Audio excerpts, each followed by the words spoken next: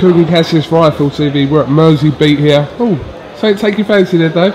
No, I'm just checking if there's something nice to eat. Okay. Robbie Davies Jr. fighting on the bill of McKRAY. First 8 rounder under the bank. You pleased with that? Yeah. Made up my performance. It was tough, durable. After the first few rounds, I was just thinking he's never going to stop coming. But I handled him pretty well. Earlier rounds, I was saying on my last interview, he hurt my hands a bit, but once the fight goes on again, you get your momentum back. Just let them shots flow. Just didn't get into a war with them. Done exactly what Dave and Tonksy said to me, just stick to me boxing. And that's what I've done. Dave, he had to be switched on for all 8 rounds because you know, a momentary lapse and McKRAY can bang. Well, McKRAY's done a few, you know, unbeaten prospects, and this was always a dangerous fight going in.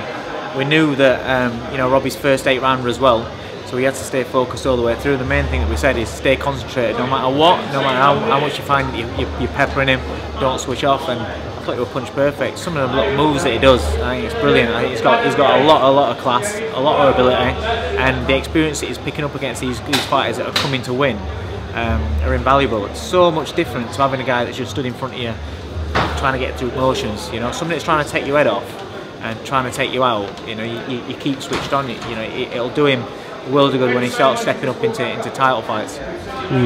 Robbie, was it difficult at times not to engage into a scrap and into that mentality of trying to have it with him, really? Well, in my previous fights I've been known to have a swing off, but when you know that this kid can bang, he can knock a few out. He did catch me with the on-shot, and I felt his power early, and I thought there's no point me being stupid and risking everything I've got, getting into a war, playing to the crowd.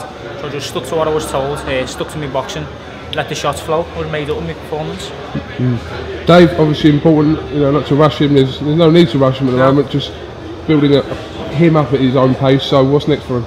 Well, for me, his right hand's come up, swelled right up. So it depends on that. If he's all right, then he'll box again May 24th when we go to D-side, and then he'll probably back out again on one of Eddie's shows in July. So he's going to keep nice and busy. But you know, would like to think that in, you know, end of the year, sometime next year, he'll be fighting for English titles and then banging on the door of contenders and you know, British title eliminators in 18 months. You know, I think it's a great division, and in this division, you know, I think he can go all the way. But he just needs the right fights. He needs to learn.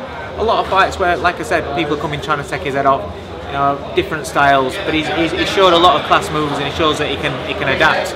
You know, in his previous fights, we've seen where he's going forward. We've seen that he can throw body shots, and tonight we've seen that he can concentrate for a full 8 rounds and just box cleverly, and step in and moving, step in and moving. You know, it's coming together nicely. All right. Well, listen, Robbie and Dave, thanks for talking to Rifle TV. I'm not going to say anything about anything to do with anything else, so we'll leave it as it is. You should see how good I look and thought I can't say nothing tonight. I can't. I'm on cloud 9 now, so just thinking you'll leave. We're not going to mention what I was going to mention about that, yeah, but it's good. Listen, congratulations, still undefeated, so onwards and upwards, on to the next. Thank you very much. Thanks, Thanks, mate.